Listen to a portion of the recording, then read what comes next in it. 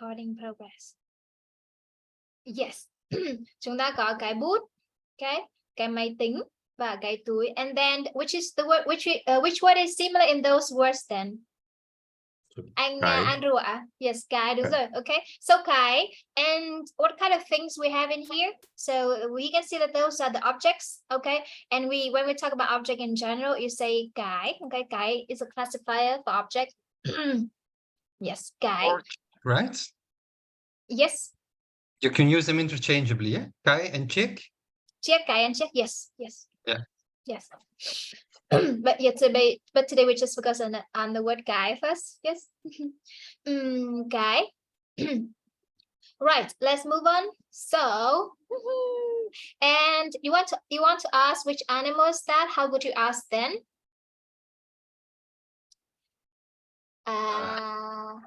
Anh Andrew, let's try with you first. I'm Sven. Oh, what is animal?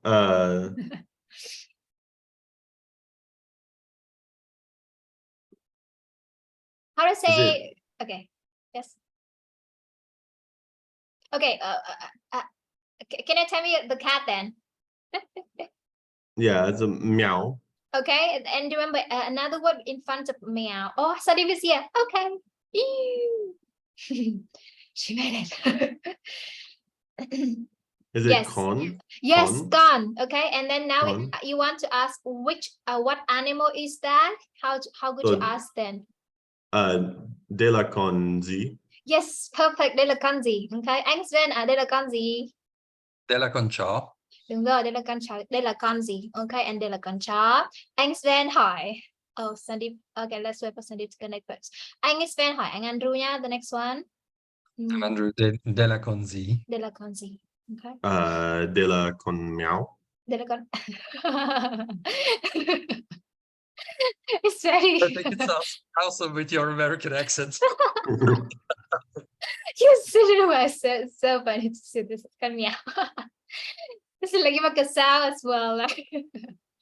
Is that's not how people say it over there? They don't pronounce it like the animal sound. No, that like the way that you pronounce it, it's so cute and so funny then. Yeah. Meow. Meow, okay. Like yes. The tone strong is not important. That like the funny thing is that the sound right. You make. Okay. Meow. De la con meow. Meow. Okay. I think Sandeep's had problem with connecting. Oh, here. Yeah, I'm here now, but my background is kind of bad, so I'm just turning my video off for today. Okay. Yes. Okay. Happy we hear you. Yes, we can hear you then. Yes. Okay. Right. Anh Sven hỏi Sandeep nhé. Đây là con gì á? Chào em Sandeep. Đây là con gì? Đây là con gì?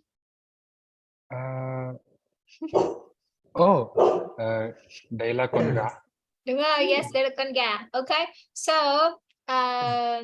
yes, and then which word is similar among those animals? Con. Con, yes. Con. Okay. Con. Okay. So the classifier for animals is con, and even for how to say people or person then? Remember that word? Okay. Người. Okay, and người is also used con. Okay, we say con người. Okay, because người is also animal. Okay, people is also animal. Con người. Yes. Say con người.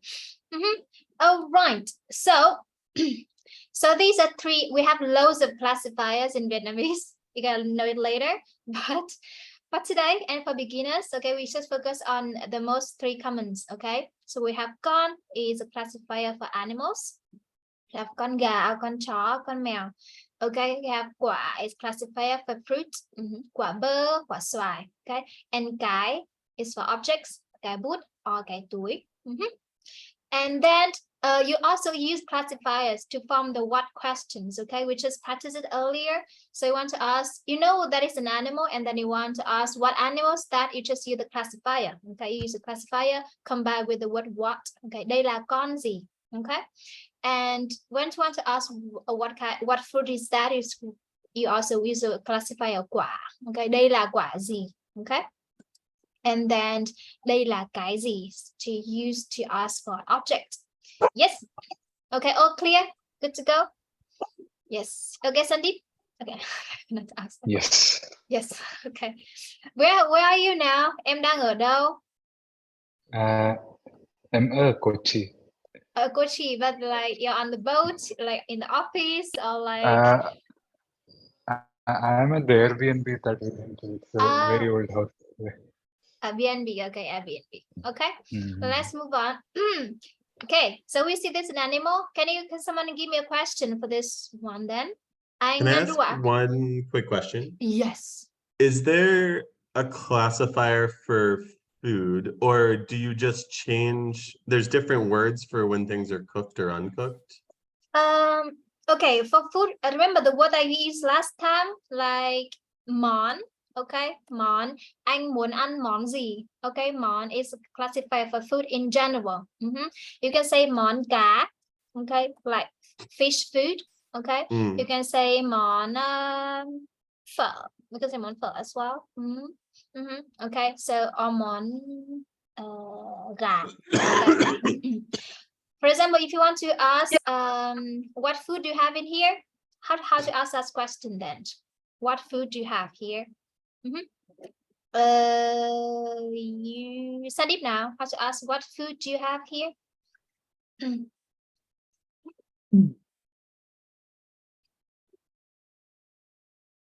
Sandeep?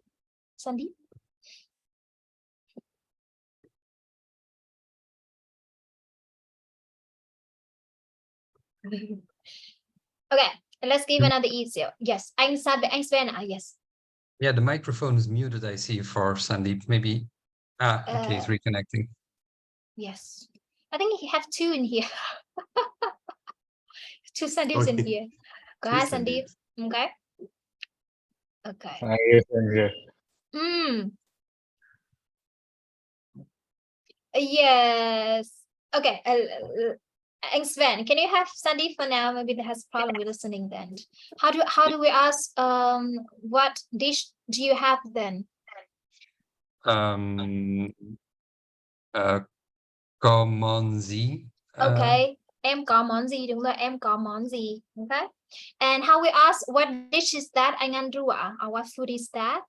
For this, yeah. What de la món gì? Yes, đây là món gì. Okay, đây là món gì. Okay. So but there's so okay, that makes sense. But there are also different words for like individual ingredients based on their status, correct? Like if something is cooked versus raw versus roasted. For some things like rice, right? Oh, so we don't call them, we don't say that in classifier, we just say it's the different ways to cook the food. Okay. It's a different ways to cook, it's not classifier. Okay. Yeah. But different food types have their own classifier too, right? One, like for instance, anything that grows under the ground, like a carrot, it's cool. Yeah, it's cool. Yes, that's correct. Everything that is round is qua. Spherical. And, yes, and also like for veggies, also we say rau. Okay, for rau in general we say like for veggie in general we say rau, but then for like for radish, for example, we say củ. Okay, for example, garlic, we have garlic, or onion, we say củ. Okay. And but then but those are the other one, which is more complicated, and then we'll learn it later. Okay, but for now we just focus on the most common one is yes, quả, con, và cải. Okay. Yes, but then that's correct, that we have loads of them, and then for certain group of things we use a different one. For example, we say book, we can say a quyển sách. Okay, I'll say cái quyển sách, for example. For page we say trang giấy, for example. Okay, so depends on the shape of the objects. Okay, so also we have different kind of classifiers. Yep. Yes. Okay. Right. Yes, we're gonna ask this one. We can. Oh, Andrew, how we ask this one? Which animal is that? Imla con Z. Yes, đây là con gì? Anh Sven à? đây Anh là có biết con gì? đây là con gì? Ok, anh Sven có biết đây là con gì không? Có, đây là con chim. Ok, we have đây là con chim. Ok, đây là con chim. Con chim. Đây là con chim. Ok, let's move on. Anh Sven hỏi và anh Andrew sẽ trả lời ạ. Em Andrew, đây là con gì? Ok, đây là con gì? Anh Andrew có biết không ạ? Đây là con tôm. Đúng rồi, đây là con tôm. Yes, đây là con tôm. Sandeep nào? Sandeep có thích ăn tôm không? Không thích lắm. Không thích lắm. Ok, good. Good structure. Ok, good structure. We learn the deeper. Không thích lắm. Anh Sven thì sao? Anh Sven có thích ăn tôm không? Có, anh có thích ăn tôm. Anh có thích ăn tôm. Ok. Anh Sven hỏi Andrew nhé. Rồi là anh Andrew thích ăn tôm không?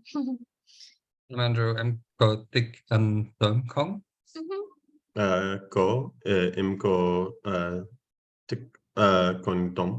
Anh có thích ăn tôm. Ok. Yes. Right, let's move on. Sandeep hỏi nào. Sandeep ask nhé.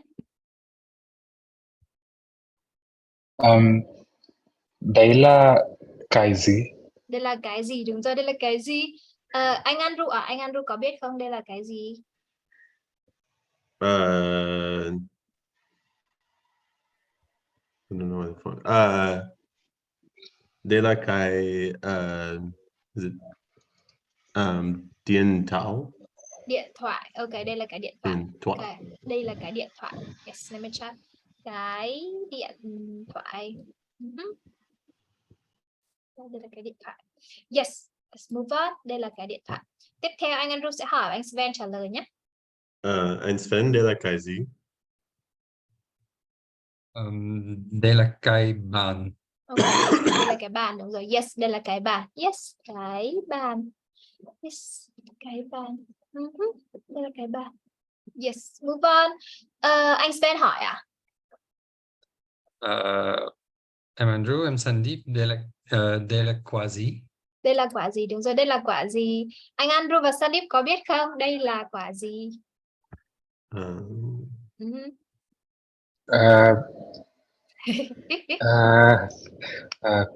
Quả dứa.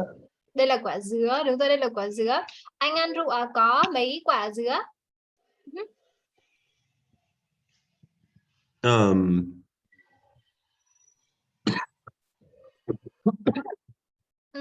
Có mấy quả dứa à? Có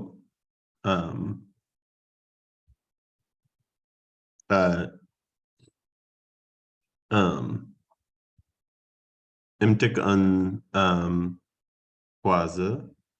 Okay. Yes. Let me repeat the question then. Ờ, Có mấy quả dứa? Có mấy quả dứa? Có mấy quả dứa?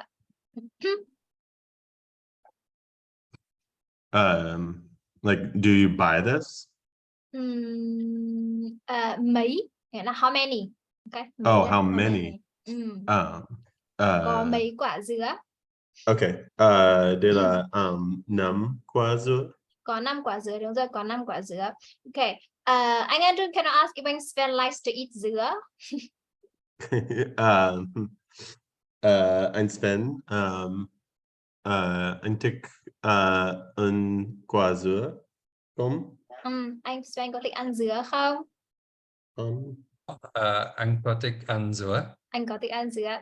So let me ask the question then. Do you know how to cut pineapple?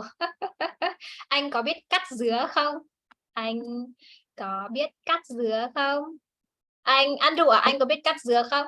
Anh có biết cắt dứa không? Anh có biết cắt dứa không? Anh Andrew à, anh có biết cắt dứa không? Do you know how to cut? Có. Okay, do you know Vietnamese way to cut dứa? Not the Vietnamese way, no. What is the Vietnamese way to cut it? Oh, yes.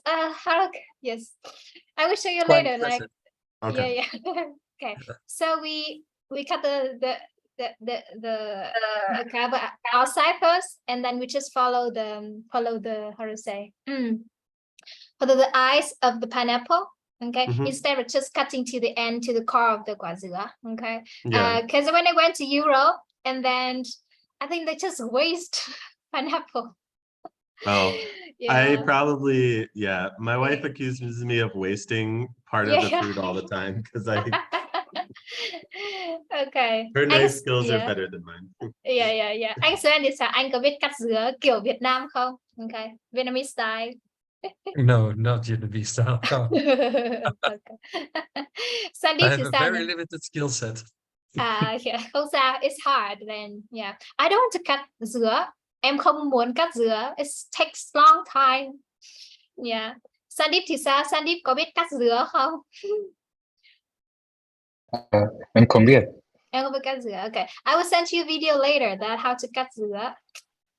Shall we show now? Yeah, it's interesting to show that. Okay, I will send you later. On Padlet. Okay, let's move on with this one. Okay, and then Sandeep, anh Andrew asked nhé, và Sandeep sẽ trả lời nhé. I think Sandeep may know this fruit. Em Sandeep, đây là quả gì? Đúng rồi, đây là quả gì? Ok, đây là quả gì Sandeep nào? Đấy là nước dừa.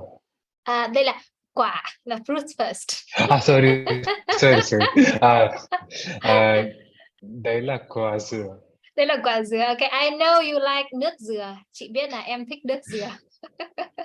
Anh Sven anh có thích uống nước dừa không? Nước dừa. Có, anh có thích uống nước dừa. Anh thích uống nước dừa. Anh có ở châu Âu có nước dừa không ạ? Do you have nước dừa in châu Âu, in Europe then? Yeah, it's available, but it's not common. It's not common. Oh yeah. Okay. Anh Andrew thì sao? Anh có uống nước mía, uống nước dừa không? Anh có uống nước mía, nước dừa. Dừa. Dừa. Nước dừa. Anh có uống nước dừa. Okay. Ở Mỹ có nước dừa không ạ? Ở Mỹ, in America, có nước dừa không? Có. Có. Okay. Yeah. Okay. Nhiều hay ít? Okay. It's gone. Okay, let's move on with this one. Okay, now let's do this exercise. Okay, so for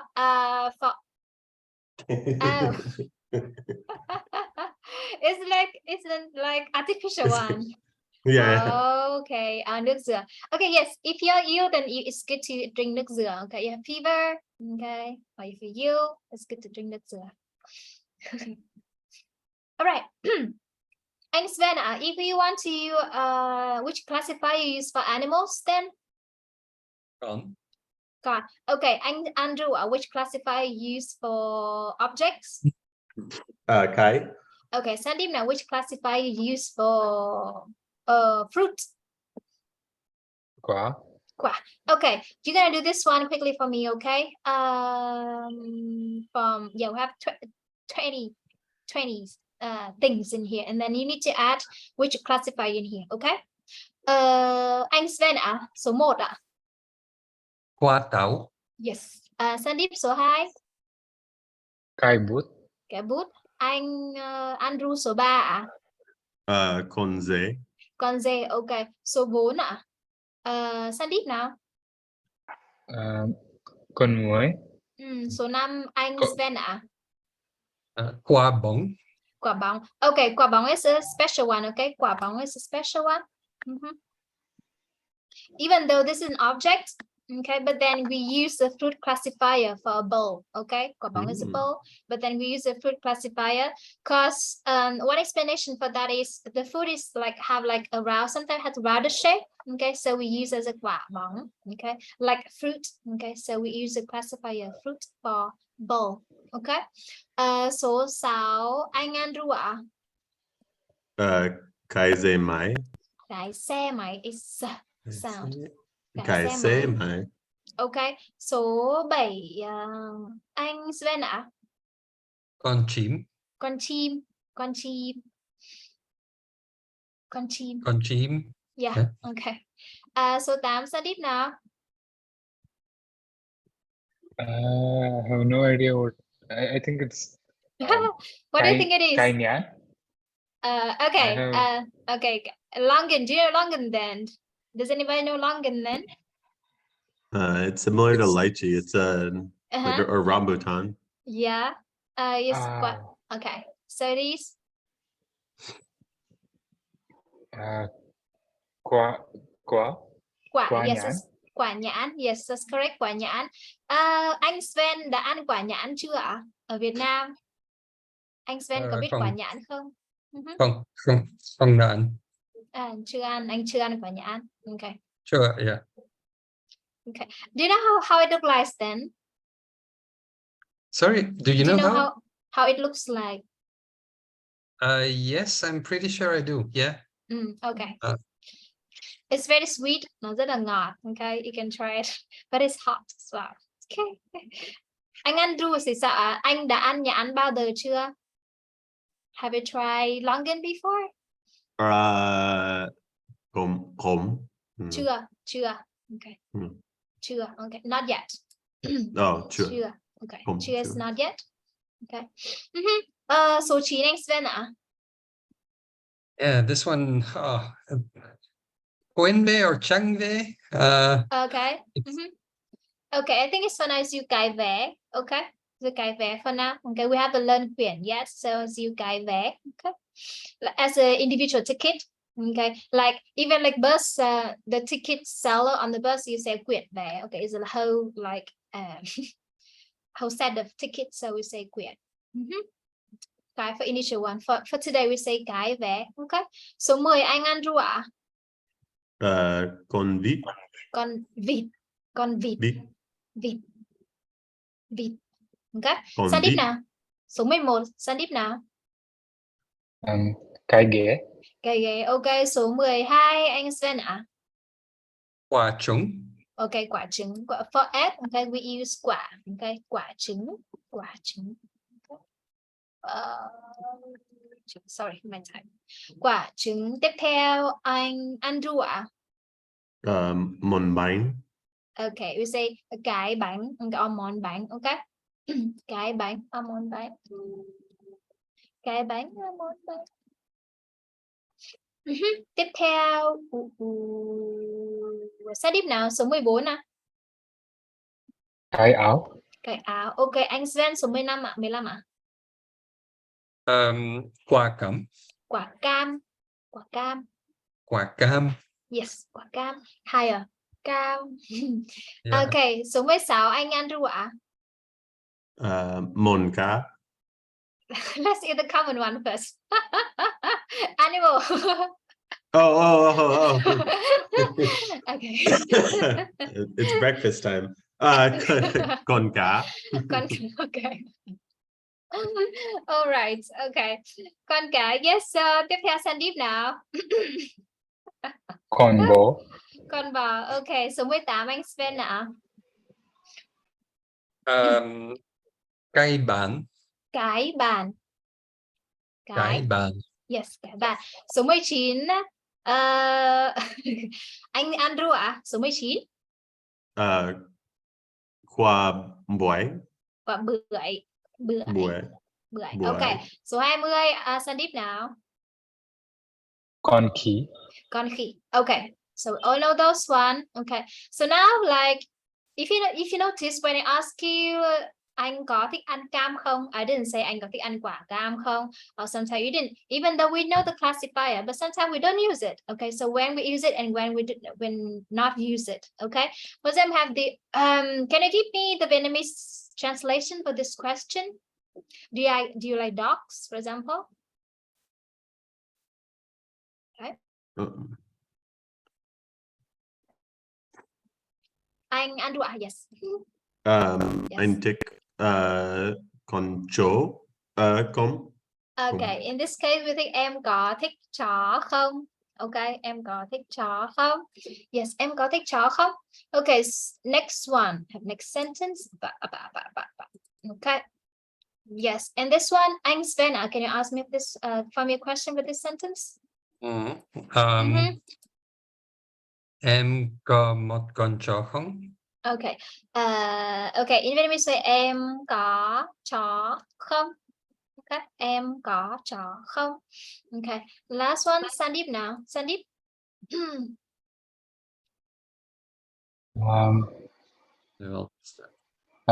Em thích chó của em không? Em có thích chó của em không? Okay, for this one we say yes. Okay, let's change the pronoun so that you will not confuse with this one. Okay, we have this one. Okay. Okay, em có thích con chó của anh không? Okay, em có thích con chó của anh không? Okay, so you can see, so these are the key questions, but then in those questions, sometimes we use con and sometimes we don't use con. Okay, so first one, em có thích chó không? Next one, em có chó không? And last one, em có thích con chó của anh không? Okay, so what is the difference? Can you have a look at that? And then yeah, before I give you the why we don't use con and why we use con, can you have a look and then like predict and guess what is different in these sentences? A and B are general, dogs in general, and Yeah. C is a dog that belongs to someone. Yes, so that's correct. Okay, so for 1 and 2, like we're just asking general, do you have a dogs? The second question we can say, do you have dogs, for example? So the dog here doesn't target to any dog in specific. Okay, this general one. But the third one is so they target to a specific dog. That's my dog. Okay, so in that case we use con chó. Yes, is that clear? So if you say, do you like that dog? It doesn't belong to someone, but here with that dog, it can also be con chó. Yes, it's yes, you say em being specific about a certain dog. Yes, certain dog. Yeah. And So, for example, your sentence, do you like that dog? Em có thích con chó đó không? Okay, em có thích con chó đó không? In that case, like you target to a specific dog. Okay, that you can see it. Okay, not is the dog in general. So in that case, we use con chó. Okay, so con is for specific one. Okay, and chó is for general. Okay. Hey, thanks, Vena. Anh có thích chó không? Có. Anh rất thích con chó. Anh rất thích chó. Chó, ok, anh rất thích chó. Ok. Anh Andrew thì sao ạ? Anh Andrew có thích chó không? Anh thích da chó. What? Anh thích chó. Anh có thích chó. Yes, anh có thích chó đúng không? Anh có thích chó không? Are you asking, do I like dogs? Yes. Yeah. Za. Okay. Oh, sorry. So if you like dog, you say có. Yeah. Anh có thích chó. Có thích chó. Okay. Yêu không, you say không. Okay. Anh không thích chó. Anh không thích chó. Okay. You wanted to say that, right, Andrew? I like dogs I a don't. lot. No. Oh. I was just lost. So to expand this to like things that are not like for, let's say, fruit. If you're asking somebody if they like mangoes, right? It's the same. Okay. It's imtik, and then imtik swaikom, right? Yes. But correct. if you were to ask, like, if you're at like a vendor and you're asking them how much their mangoes cost, you would then use the modifier because you're talking about specific ones. Or is it still count as general then? I think it depends on the situation. Like because for I would say if you ask, because Yeah, I think later I will have examples for that. Okay, I have Okay. examples for that Okay. when you go to the vendors. Okay, and then that's a different case. That you have the numbers, and then that's a different case. I will talk to later today. Okay. Yeah, but thank you for asking. But that's why we learn later, very soon. Okay. Sure. Yes.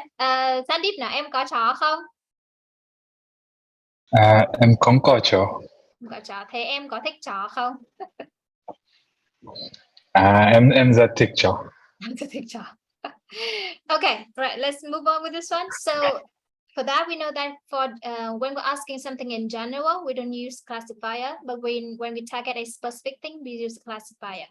Okay. All right. For example, we have this conversation. Conversation. Can I have anh Andrew và Sandeep to read this one for me, okay? Anh Andrew will be Lan, okay? And then Sandeep will be chị Bạn Hà.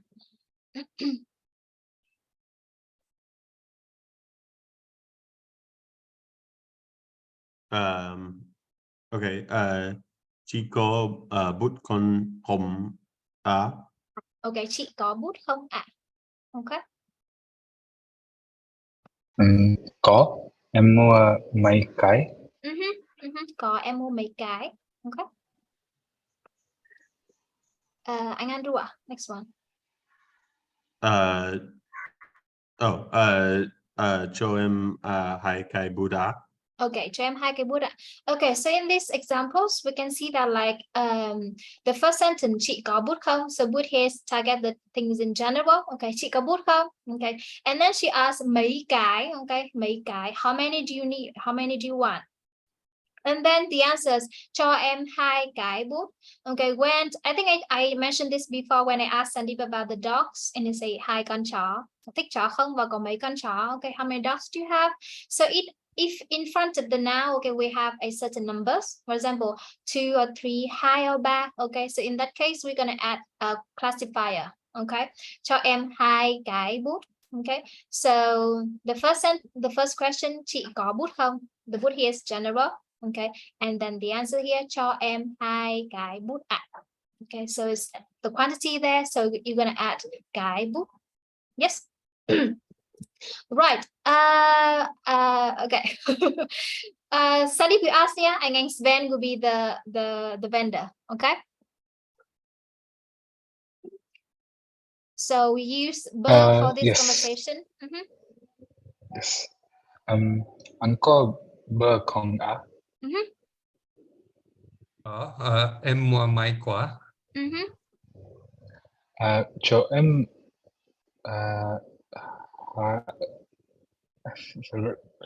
cho em hai quả ạ. Cho em hai quả. Okay, cho em hai quả bơ ạ. Okay, let's move on. Right, let's please use the structure có không. Okay, can you use a structure? Do you have something? Are you something? Do you have something to ask about computer? Anh Andrew ạ. Can I ask Sven if he has the computer? Okay. So anh có máy tính không? Anh có máy tính không? Yes. Có, anh có. Okay. Okay. Anh Andrew, can you ask him how many does he have then? It would be so anh Sven anh có bao núi trên Bao nhiêu? Bao nhiêu cái? Okay, bao nhiêu cái? Okay. Bao nhiêu cái? Okay, anh có bao nhiêu cái? Okay. Anh có bao nhiêu cái? Yes, anh có bao nhiêu cái? So I think in this case we use mấy. Okay, I don't think people have like more than 10 computers. Okay. Oh yeah. Mấy cái. Mấy cái. Okay. Anh có mấy cái. Okay. Yes, anh Sven ạ, anh có mấy cái? Có 3 cái điện. Có 3 cái máy tính. Có 3 cái máy tính. 3 cái máy tính. 3 cái máy tính. Ok, anh có 3 cái máy tính. Yes. Great, anh có 3 cái máy tính. Right, with the same structures, okay? Anh Sven hỏi nhé. Anh Sven hỏi Sandeep về cái túi. Okay. Em Sandeep, em có túi không? Yes, anh có túi không? em có túi. Có túi.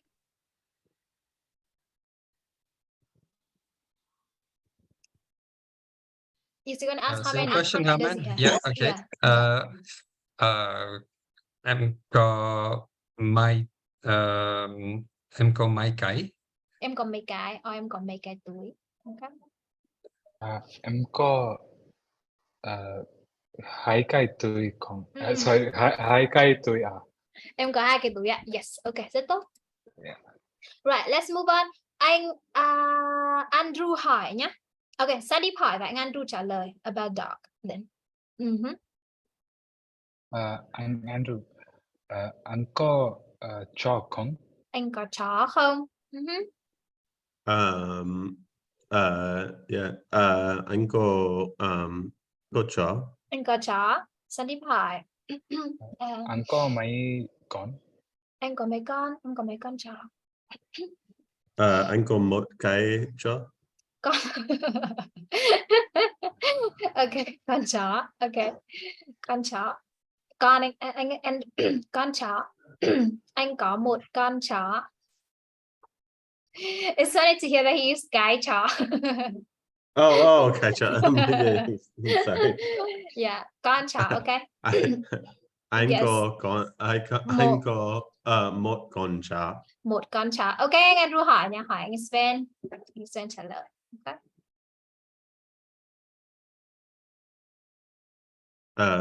Anh Sven, anh có mèo không? Anh có mèo không? Không. Không có mèo. Anh không có mèo. Anh không có mèo. Okay. Okay, yes. So we can ask how many does he have? No. Okay, anh Sven, can you ask anh Andrew because I think he has cats. Anh Andrew, anh có mèo không? Em có mèo.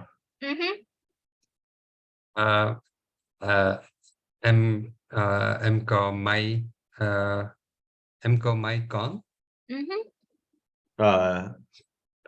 Em có một con mèo. Có một con mèo.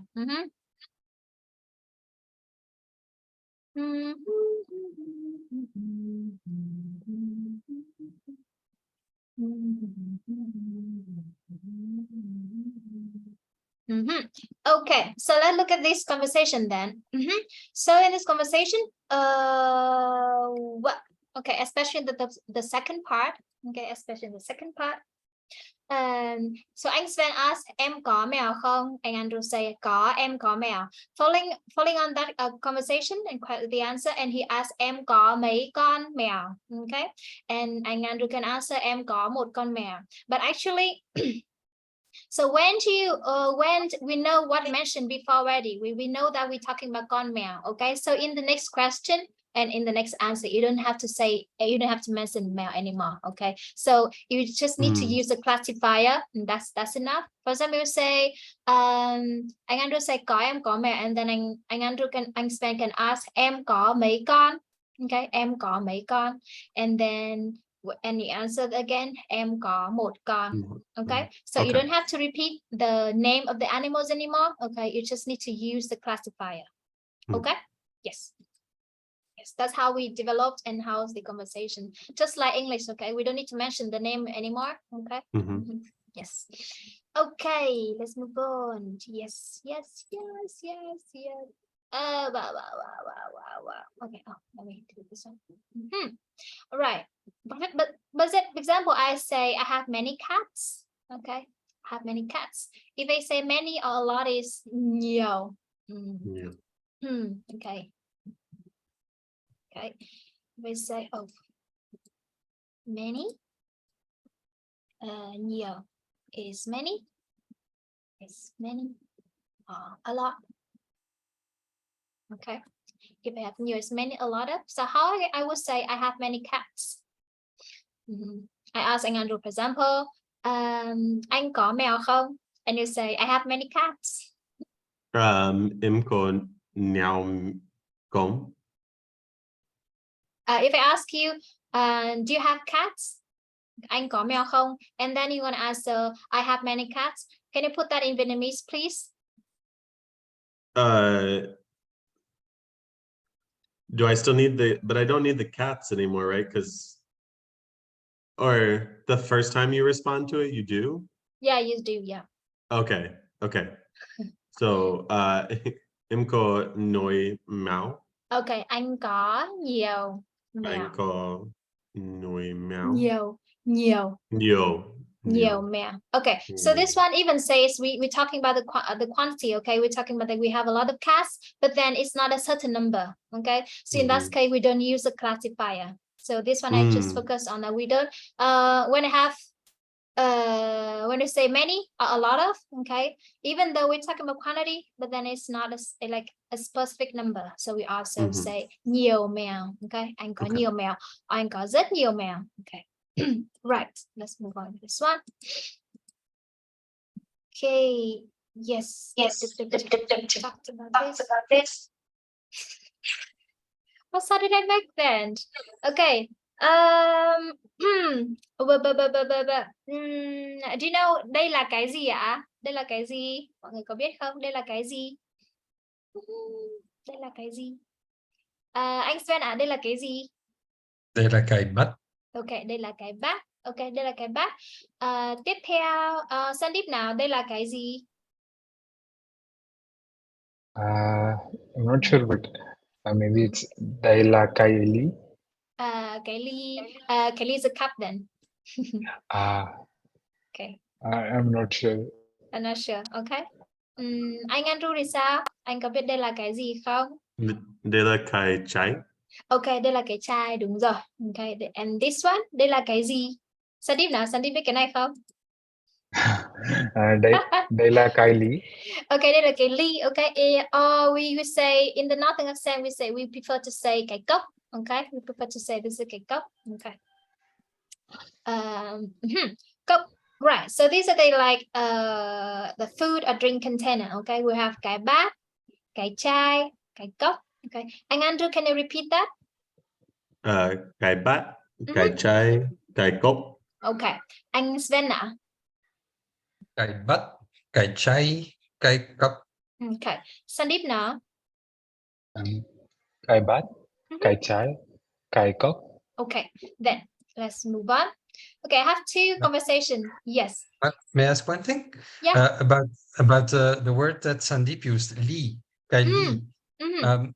I was told at a restaurant that kai li is used. They had a bucket there with strong alcohol, and then they would pour the alcohol in little shot glasses. Yes. And I was told that the little shot glasses, the word kai li is used for those little glasses, but only for those. But then when I was at a restaurant, someone else told me, "Oh no, if you want a glass of water, it's mot linuk." So then it was a big glass. So yes. What is it? It's for any type of glass that you use, Lee, or? Okay, so that's one is complicated. What I can tell you is that let me tell about like in the part of the northern accent people. So Lee is like we used to drink like mostly for alcohol, for wine. Okay, for wine. And then leaves are often made of glass. Leaves often made of glass. Okay, white cup. Okay, is made of ceramic. They're mostly made of ceramic. Okay, that's like, but we use it sometimes. We use it interchangeable. Okay, but like the only word that I can think of for now is that Lee is mostly for wine, rice wine. Okay, so Lizia. Okay. So even, the size of the glass is not important. Yeah, it's not important. A tall glass, a small glass. Yeah. Yes. Okay. Yeah. And then Lee is often made of glass. Okay. Yeah. exactly like the English translation, ly glass. So you can see that like a cup of milk, for example, we often say ly sữa, okay, and we often say that it's like a glass, made of glass instead of like ceramic or something. Okay. Okay. Yeah. Yes. Thank you. Không có gì. Okay, so anh Sven ạ. Can I read the sentence for me? Em ơi, cho anh 3 cái bát và 1 cái cốc. Và 1 cái cốc. Okay, phục vụ. I will say em gửi ạ. Okay. Anh Andrew ạ, you will be phục vụ now. Okay.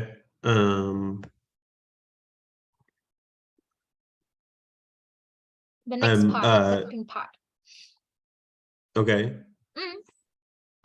Anh muốn anh ăn gì ạ? Anh muốn ăn gì ạ? Okay, Sandeep nào. Cho ăn 2 bát phở gà. Okay, cho anh 2 bát phở gà. Anh Andrew ạ, tiếp theo. Anh có uống gì không ạ? Anh có uống gì không ạ? Sandeep nào. Next one. Cho anh 4 cốc bia. Okay, cho anh 4 cốc bia. Okay, so I know that you don't drink beers, but just pretend that you drink beers then. Okay, so can you see there's 2 conversations in here? Okay, the first conversation we have 3 cái bát và 1 cái cốc. Okay, the second conversation we have 2 bát phở gà và 4 cốc bia. Okay, we talked about before that we have quantity here. Okay, what is the difference between those things, those numbers, and those objects? Okay, so in the first conversation we use cái, but in the second conversation we don't use cái. Okay, so why? What is the difference? Sandeep now. In the second conversation we are being more specific about what we want. Yes. And the first one, I think it's assumed from the context. Yes. Okay. Anh Sven. Yes. Yeah. Kind of. Yeah. Anh Sven, what do you think then?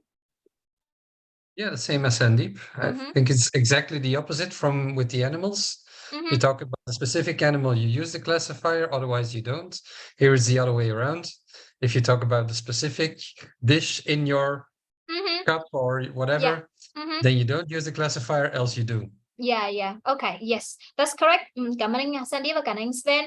Okay, for the first conversation, we target that thing. Okay, we target the bowl and we target the cups. Okay, and then we have the numbers in front of it, and we say 3 cái bát and 1 cái cốc. But then with the second things, okay, we target the food inside. Okay, we target the food inside. That's why we don't use a classifier in front of after the number. Okay, 2 cái bát. So another way to say that is bát and cup in the second conversation. It's just like container. Okay, it's a container of the food inside. Okay. Yes, anh Andrew, are you okay then? Anh Andrew, Yeah. Okay, it's like just get sick. Anh chỉ muốn ngủ thôi. Just want to sleep. Okay, let's move on. Okay, so we have different okay, let's go competition then. Okay, we have bát here, we have chai, we have cốc. Okay, and then we have different kind of food and drinks. Okay, can you give me the combination then? A container and then the food. Okay, do you want some time to think? So how can in which case we can combine the container and the food then? Anh Andrew now, can you give me one combination? Cốc trà đá. Cốc trà đá. Okay, anh Sven ạ. Chai and rượu. Chai rượu. Okay, Sandeep nào.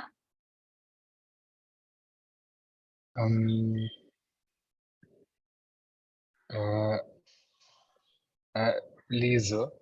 Ly rượu. Okay, we have to ly rượu. Cốc rượu. Let's say cốc rượu. Cốc rượu. Cốc rượu. Okay. Let me try a green. Okay. Wow. Chai rượu. Okay. Cốc rượu. Anh Andrew ạ. Bát phở. Bát phở. Okay. Bát phở. Yes, bát my phở. Okay. Anh Sven ạ. Bát cơm. Bát cơm. Yes, correct. Bát cơm ơi. Okay, this way. Sandeep nào. Chai bia. Chai bia. Okay, we have chai bia. Yes. Anh Andrew ạ. Cốc cà phê. Cốc cà phê. Yes, correct. Okay, I think I steal it from anh Sven then, because anh Sven like coffee. Anh Sven nào, your turn. Cốc nước. Cốc nước. Cốc nước. Okay, cốc nước. Rồi, Sandeep nào. Cốc sinh tố. Cốc sinh tố. Yes, cốc sinh tố. Wow. Cốc sinh tố. Rồi. Anh Andrew. You Yes. could have a chai cha đá. Chai trà đá. Okay, chai trà đá. Okay, yes. Chai trà đá. Okay. Accent. Any other combination? I think that'll be it.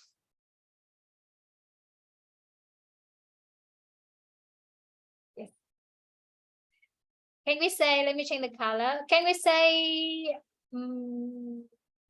bad beer? Do you think I would say bad beer?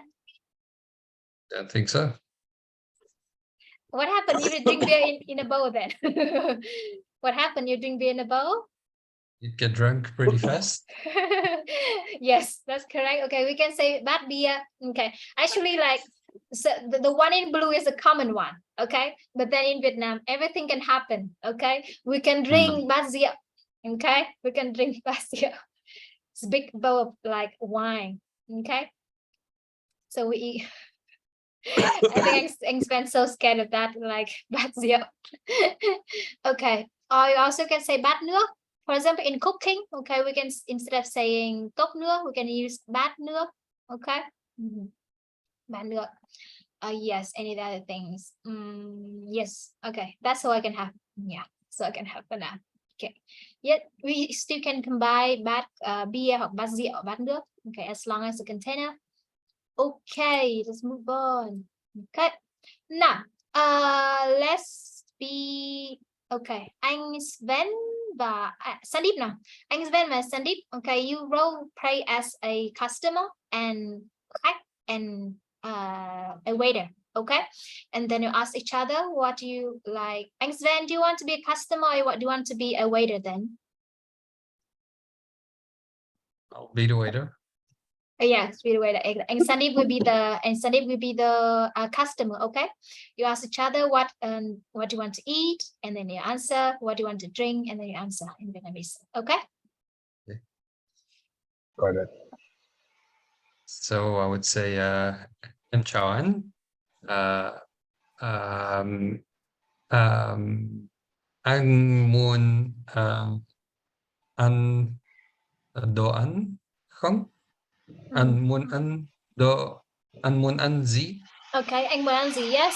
Anh muốn ăn gì? Yes. Or you can say món, please. Good. Anh muốn ăn gì? At the end, of course. Anh muốn right?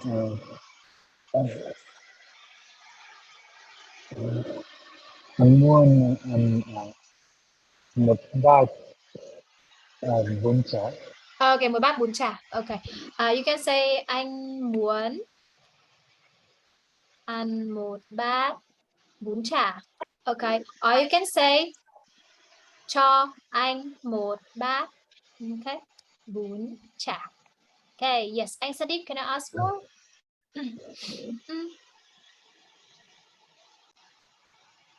Sorry. Anh Sven. Oh yeah. So anh Sven. Sorry. Anh cũng muốn uống gì? Anh muốn uống gì ạ? Anh muốn uống gì ạ? Okay, anh muốn uống gì ạ? Yes. Cho anh hai chai bia. Cho anh 2 chai bia. Yes, cho anh 2 chai bia. Okay, cho anh 2 chai bia. Yes. Yes. And now anh Andrew, you will be the waiter. Okay, and Sven will be a now customer. Yes. Okay. Yes. And then I give you a different situation. Okay. Yes. Anh muốn ăn gì? Okay, anh muốn ăn gì ạ? Cho anh 3 đĩa cơm rán. Okay, cho anh 3 đĩa cơm rang. Yes. Ein muốn uống gì ạ? Anh muốn uống gì? Cho anh 3 cốc trà đá. Yes, cho anh 3 cốc trà đá. Yes. Okay, thank you then. That's it. Okay, I think I get what to do with those. With those one. Right. Another exercise for us now. Okay. Okay. Please, can you translate those sentences into English, into Vietnamese, please? Yes.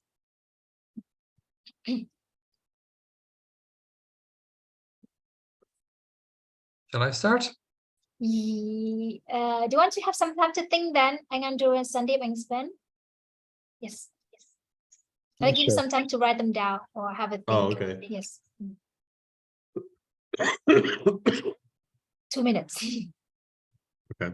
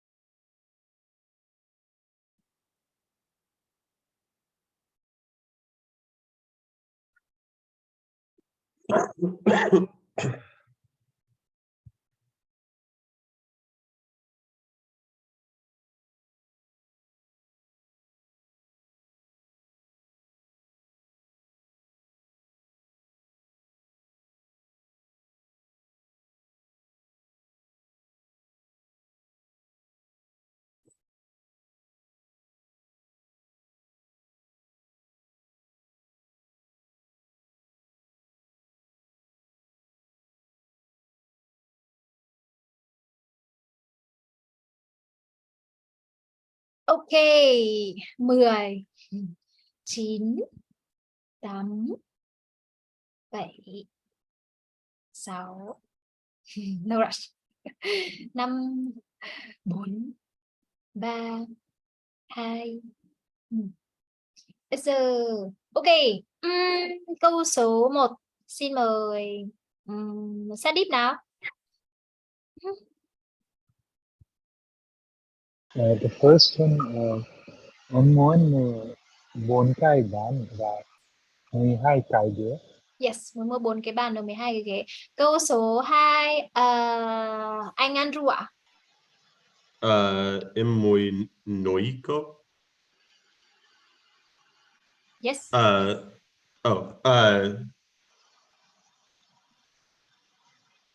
Number 2, I bought a lot of fish. Yeah. Is it not? Can you do the sentence again? I can't yet clearly then. Oh, okay. Em mua nói câu. Em mua nhiều cá. Nhiều cá. Okay, mua nhiều cá. Yes, em mua nhiều cá. Or you can say em đã mua nhiều cá. Okay, let me write down for you then. Em đã mua nhiều cá. Ok, em đã mua nhiều cái. Câu số 3 anh Sven ạ. Cho anh 2 cái trái và 4 cái cốc. Yes, almost correct. Almost correct. The second one, yeah. Cái chai beer. Cho anh Oh, 2 so, chai. yeah, so it's beer. Okay, so cho anh 2 chai beer và 4 cái cốc. Yes, cho anh 2 chai bia 4 cái cốc. Ok. Yes. Sorry, I didn't see the beer. It's okay. Yes, cho anh 2 chai bia và 4 cái cốc. Yes, không sai. It's okay. Yes, sometimes I didn't notice that. Câu số 4 Sandeep nào. Sandeep nào.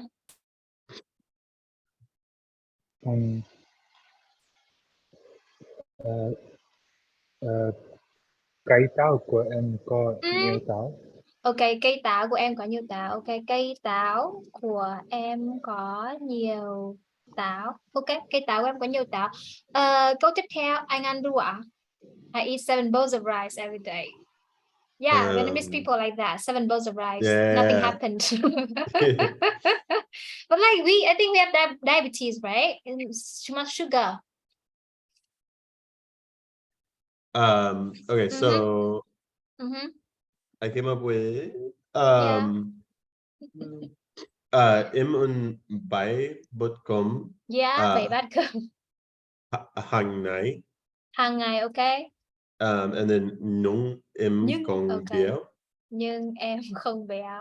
Ok, nhưng em không béo. Ok, em ăn 7 bát cơm hàng ngày. Ok, I think it's better to move hàng ngày on top. Ok, hàng ngày. It sounds more natural. Vietnamese people often move the adverbs for times and location. Okay. Okay. Hàng ngày em ăn 7 bát cơm nhưng không béo. Ok, nhưng không béo. Ok, 7 bát. Yeah, 3 meals, so just 2 or 3 for each. Okay, yes, not too much actually. Okay. Yes. Right. Let's continue with this one. Okay. Mấy and bao nhiêu? We revise again with mấy and bao nhiêu. Can somebody tell me what is the difference between mấy and bao nhiêu then? When we use mấy and when we use bao nhiêu? Mấy is for smaller numbers, like less than 10, and then otherwise we use bao nhiêu. Okay, so when we're not sure whether it's like more than 10 or less than 10, which one we use then? Yes. Anh Zen à? Bao nhiêu? Bao nhiêu. Okay, when we're not sure whether it has more or less than 10, we just use bao nhiêu in case. Okay, so all right, can I do this one? Oh, okay. So A. Okay, we need to fill in bao nhiêu or mấy. Okay, bao nhiêu or mấy. A, anh Andrew now. You're going to put mấy or bao nhiêu in the first place? So chỉ núi mấy tiếng một ngày. Okay, ngủ mấy tiếng một ngày. Okay, ngủ mấy tiếng một ngày. Yes. B, anh Sven ạ. Hà Nội có bao nhiêu người? Hà Nội có bao nhiêu người? Okay, Hà Nội có bao nhiêu người? C nào. Sandeep. Bà ấy có mấy con mèo. Bà ấy có mấy con mèo. Okay, we don't have many cats in here. Okay, bà ấy có mấy con mèo. Tiếp theo, anh Andrew. Let's ask Andrew for this one. Nước Mỹ có bao nhiêu bang? Nước Mỹ có bao nhiêu bang? Okay, có bao nhiêu bang? Yes, anh Andrew là nước Mỹ có bao nhiêu bang?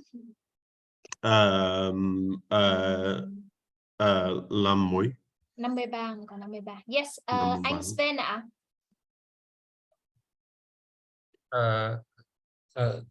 Cháu muốn mua mấy xoài.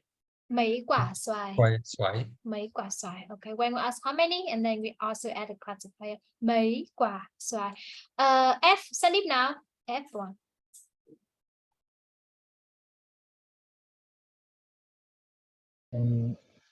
Có mấy người trên cái ô tô đó? Có mấy người trên cái ô tô đó? Có mấy người? This one we also can ask có bao nhiêu? Okay, có bao nhiêu người trên cái ô tô? Okay, so sometimes it's like cái big one, and then we can ask có bao nhiêu. G, anh Andrew ạ. G. Bắn qua em có bao nhiêu con? Có bao nhiêu con? Do you expect that he has more than 10 children? Oh, So God no, hears probably children. not. Okay, so God Yeah, hears probably not. children. God Okay. hears children. Right, children. Okay. So, Juan, what does F mean? Like Okay. Yes. the sentence that's for F. What does it mean? Like The G one. Chinkai auto. Trên cái ô tô. Okay. So trên cái ô tô is on the car or on the bus. So it says how many people are on the bus. On the bus, yeah, or on the car. Got it. Yes. Okay. Got Yes. it. Thank you. Yes. Kosa. Okay. So God hears like not animal. Okay. God hears children. God hears children. so bắn qua em có mấy con? Có mấy con. Anh Andrew sẽ hỏi anh Sven nha. Anh Sven có mấy con? Anh Sven có mấy con?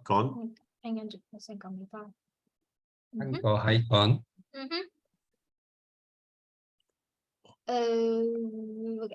Yes. Can someone ask me how many like son and how many daughters does he have?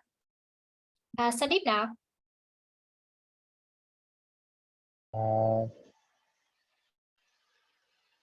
Anh có mấy con trai không? Mấy con trai. Anh có mấy con trai? Or anh có mấy con gái? 4 daughters. Có một con gái và một con trai. Một con gái và một con trai. Yes, anh có một con gái và một con trai. Yes. Okay. Thank you, Vin. Let's move on. Yes. Okay, now is the task to ask question. Okay. Yeah, sorry, it's my typo. It should be a questions in here. Okay. And let me add the. Okay, so it's a lot easier. Okay. Right. Okay. And now it's a task to ask the questions. Okay, for each of the following sentence. Okay. Anh Sandeep nhé. Sandeep đọc câu này. Okay, and then I will ask the other one to make question. Sandeep, read the sentence, please. Oh, sure. Một ngày bỏ qua ăn uống vài cốc cà phê. Okay. And then anh Andrew, can I make a question for this sentence? So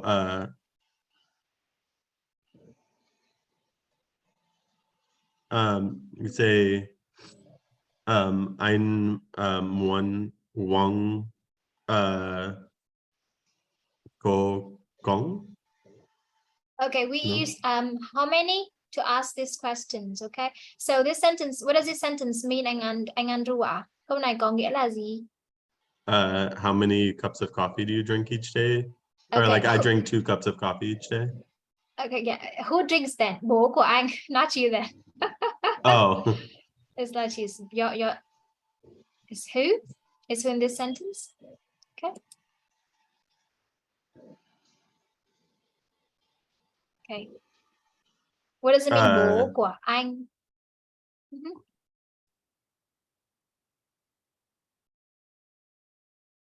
Your father? Yes, your father.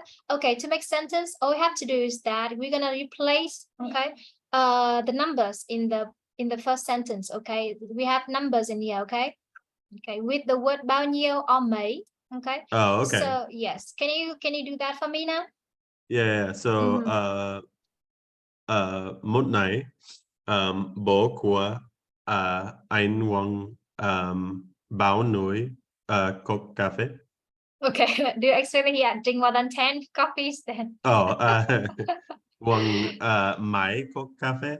Yes, okay, mấy cốc cà phê. Yes, B, can you do B for me? Can you read B and then anh Sven give me question, okay?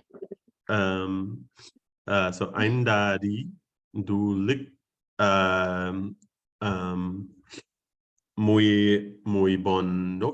Anh đã đi du lịch 14 nước. Sorry, I don't know why I just always put the question mark at the end. instead. Okay. Okay, anh Sven, can I make a question for this one? Anh đã đi du lịch bao nhiêu nước? Anh đi du lịch bao nhiêu nước? Okay. Anh đã đi du lịch bao nhiêu nước? What does it mean du lịch then? To travel. Yes, travel. Yes. But in this case, if we already know the answer, okay, you would use bao nhiêu. But yes, for this kind of question, you could as well use may, right? Because yes, there may. will probably not be too many people that have visited 20 countries, I guess. Yes, yes. You can use may or you can use bao nhiêu. It's not like, yeah, because like not many people have the chance to travel a lot, and not many people many people have chance to travel a lot, like more than 10, but not many. So in this case, we often use anh đi du lịch mấy nước. Okay, mấy nước, like we expect, okay, not more than 10 or something like that. Okay, so it's very like relative. Okay, yes. Câu số 3, anh Sven đọc giúp em nhé. Chị ấy muốn sống ở Việt Nam 3 năm. Chị ấy rất thích Việt Nam. Okay, chị ấy rất thích Việt Nam. Okay, Sandeep, now can I make the question for this one, please?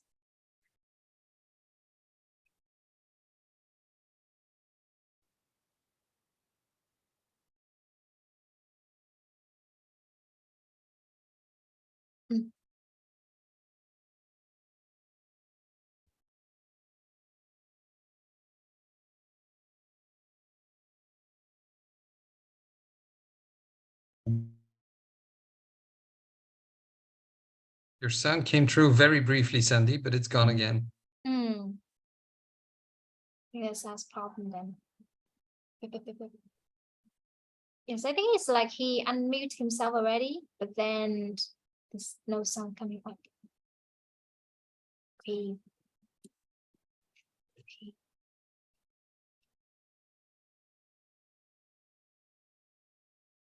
All right. Yes, we ask Sandeep later. And Andrew, can I make a question for this sentence, please? Chị ấy muốn sống ở Việt Nam bao nhiêu năm? Bao nhiêu năm? Okay, I think in this case we would prefer mấy năm. Mấy năm? Mấy năm. Okay, so as foreigner, we often like, we don't think that they're gonna live more than 10 years. Okay, so that's very a lot. Yes. Okay, so mấy năm. Okay, mấy năm. Or we just like ask based on the number that they answers. Okay. So number 4, can you read number 4, Andrew? Then. Trên bàn Trên cô. bàn. Trên bàn cô. 20 năm. 25. 25 năm. Cây bút và bài cốt. Và 7 cái cốc. Và bài cái cốt. Okay, we say cái bát. Okay, cái bút is something different. Okay, cái bát và 7 cái cốc. It's bát. Yeah. Bát. Okay. Bát. Can you? Yes. Anh Sven, can I make a question for this one? Trên bàn có bao nhiêu cái bát và mấy cái cốc? Bao nhiêu mấy cái cốc? Yes, right. Yes, có bao nhiêu cái bát và mấy cái cốc? Okay. Tiếp theo, anh Sven, can you read this sentence for me, please? Yeah. Anh trai của em có 2 con trai và 1 con gái. Yes. Anh Andrew, can I make a question for this one? Anh trai của em có mấy con trai và mấy con gái. Yes, okay, có mấy con trai và mấy con gái. Yes, F. Gia đình của cô ấy có 6 núi. 6 người. Núi. Có 6 người. Yes. Anh Sven ạ. Question please. Gia đình của cô ấy có mấy người? Yes, gia đình của cô ấy có mấy người? Okay. Yes, I think it's the last one. Yes, can you read the sentence please? Hôm qua anh ấy uống 12 cốc bia nhưng anh ấy không say. Nhưng anh ấy không say. Yes. Hôm qua anh uống bao nhiêu I won't bao nồi cốc bia. Bao nhiêu? Bao nhiêu? Bao nhiêu cốc bia? Okay. Bao nhiêu? Bao nhiêu cốc Cốc bia? bia. Okay, we need to do speaking test very soon. Yes. Okay, bao nhiêu cốc bia? Okay, bao nhiêu? Okay, I'll ask the Bao nhiêu? wives to train you with that sound. Okay, bao We nhiêu were cốc working bia? on it yesterday. Okay, then yes, I think that's it for today. Then, and then I will take the last minute to discuss with you one thing. Then, so we're having 2 lessons per week now. And then I'm thinking like because Harriet is the one who proposed for that, and I would like to change into 1 lesson per week. What do you think about that? Like to slow it down a bit, and then because I think you need some time to catch up, and then yeah, and then most of you also have something to do. Like for Sven, like you can have rest like for Thursday. And Andrew have some time to catch up because it was you, and then you need to do speaking test this week, and Sunday was traveling, and next week and Sven also traveling with the family as well. So yes, what do you think like to have 1 lesson maybe for this month, for example, so that like you have some time to catch up, and then I want to check up with Harriet as well, that it's very hard to catch up so many lessons at the same time. It's okay if you still want to have 2 lessons, that's absolutely fine. What would you prefer then? How far would, if we go to 1 lesson, how long does that go? We have 6 lessons left, so it's just gonna be a month and a half. 3, 4, 5. Oh, okay. That would work for me. Yes. And Sven, what would you prefer then? Yeah, for me it's fine too. I still have enough lessons left and spend enough hours. So yeah, it's fine. Yes. So I wouldn't miss in that case I would Just miss 2 lessons? Yeah, just 2 lessons. Yeah, Just 2 lessons, yes. I leave on a Saturday and I come back on a Wednesday, so I'll miss 2 Tuesdays. Yeah. Yeah. Okay. Yes. What about you, Sandeep? Then. Can you hear me? Yes. Okay. I think that sounds good to me. Juan, you also mentioned that as while we space lessons out, you'd also like to increase the difficulty that's between certain lessons. I think not difficulty, but the concepts that you teach between the lessons, between 2 lessons. So I think that kind of works out for me, so that we have more time to like practice over the week as well. So yeah, I think it works pretty fine for me. Yes, I think it like you have more time to work on the homework and things like that. Okay. Yes. So yeah. So this week we don't have on Thursday anymore. Is that okay? And then we continue with Monday next week. And then Andrew, let me know when you're free for the speaking test. Yeah. Yes. Okay. I need the homework for that one. Okay. Yeah. Oh, I was gonna. I can stay on after at the end of the call real quick and go over the schedules and pick a time. Yes. Okay. Yes. Cảm ơn anh Sven, cảm ơn Sandeep, and see you next Monday. Okay. Yes. All right. See you next Monday then. Yes. Have a nice week, guys. Bye. Bye.